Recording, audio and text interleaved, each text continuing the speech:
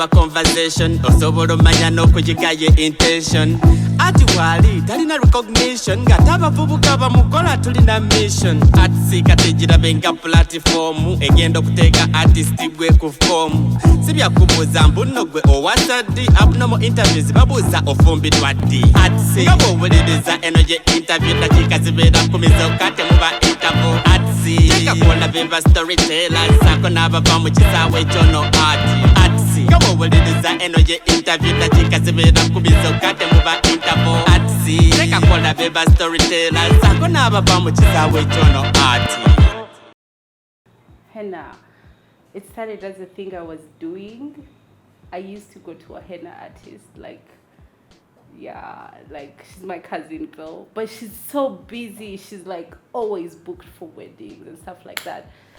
So eventually she stopped treating me like a cousin. She's like, yo, I'm busy, yo, I'm busy, yo, I'm busy. And it was a thing I needed to it gave me so much pleasure to just have ink, like temporary ink also that it's not going it's not forever. I have permanent ink that I've absolutely outgrown, and I'm like, this is so not me. So henna is a good option.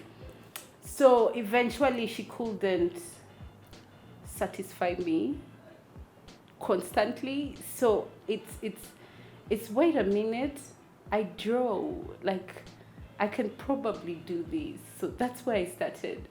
It was me doing the henna for myself because the person that does my henna is unavailable. So that's where I started. And then first time round, I struggled. Second time round, someone watched me do it. And they're like, yo, I'm going to pay you to do my henna. And I'm like, I don't do this for real. They're like, wait a minute, it looks dope. And I'm like, yeah, but it's not Fatia dope. She's like, honey, it's good enough for me. And then, so she paid me. And the next week, her sister called me and she's like, we have a work retreat and it'd be great if you could come over and do everyone's henna at work. How much can you charge for that? And I was like, what are you guys looking for? I'm not exactly a henna artist. They're like, I saw the things you did for Henna. Loved it. I'm like, okay, so this is a thing. I do henna. So it's ink that you mix with water, and then that's not the most intricate part. It's the little details and seeing it all come together finally into a masterpiece. Henna is from a plant. It's grown, I think, in sub-Saharan Africa mostly, or originally. It must have crossed borders like most plants we have these days. So you pick it, dry it. I don't do that myself. I buy it already dry, and then you mix it with water. There's also a couple of things that are known to sort of increase pigmentation or the print of the henna, like lemon, coconut oil, and all of them are extremely great for the skin. So occasionally I'll mix some of that in. Sometimes it's pre-mixed in already. So after mixing it up, you have to derive the right consistency. The consistency is always very important, especially with drawing the small little intricate designs, because you if it's too heavy, it just comes out in fat chunks, or if it's too light, it just pours out. So the consistency is really important. So after deriving the right consistency, the cone is everything really to a henna artist. The nib must be so pointy so you can do the little dots without but the nib is the most important part of your cone basically. And then you want to sort of seal it so you don't have spillage, because it's not really heavy, it's kind of light. So you want to seal it so you don't have any spillage. And after you have your corn ready, the next step is to pour the henna you mixed already into the corn. YouTube is your friend. You can learn to make your own corn also. So once the henna is in, the next important question is, what do you want? Do you want flowers or lines? And I take it from there. I think the greatest part would be how people feel wearing it. I love to see people's pictures. I love to see them dancing around barefooted. I love to see them more confident. I don't know how it gives you that, but something about body art does that also. It's just like there's extra confidence and sensuality about them, and I can't explain it. I think it's a very, very important form of art, first of all.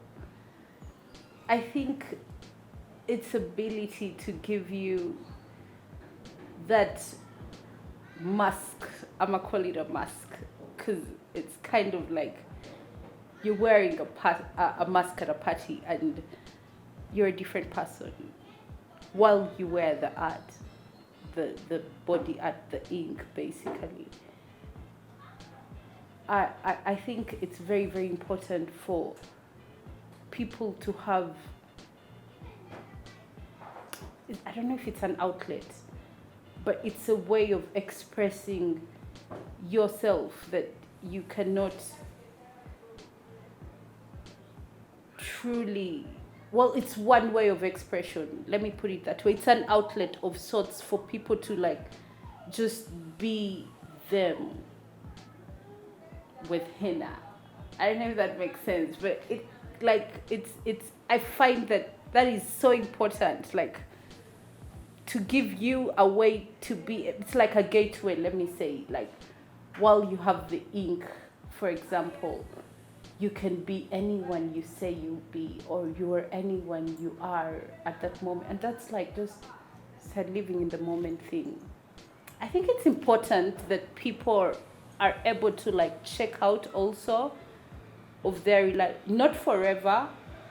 Like forever is like, okay, so what about me, your life? Someone has to leave me. But at some point, we have to be able to escape it, even if it's just for a little bit. And henna gives that to some people. And I think it's a wonderful expression of self.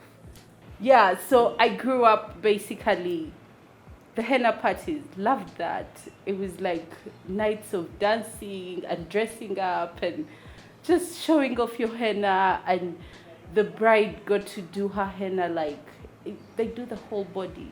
And it takes like 3 days. 3 days of literally doing nothing but her henna. So she's like this. And then when this is dry, she's like this. And then when that's dry, she's like this, because they're doing like her chest area. And then when that's dry, she's like, you know, bottoms up, because they have to do the back and all. So I didn't quite get also into like, I remember this one cousin, after, because we were close, after she got married. So as a child, you don't get into the whole really why. It's just interesting. It's like body art and stuff like that. But when she got married, she called me at her honeymoon, and she's like, oh my God, he can't get over the henna on my body. Like, had I known it'd always be like this, I'd wear it 24/7. We also have a thing where they say, as long as she has ink on her skin, she's still a bride. Basically, as long as you have henna in your husband's house, you're still technically a bride and should be treated as such. So people keep inking it up so we can relive that our wedding night, you know, again and again. And there's nothing wrong with that, you know. I love it. Yeah.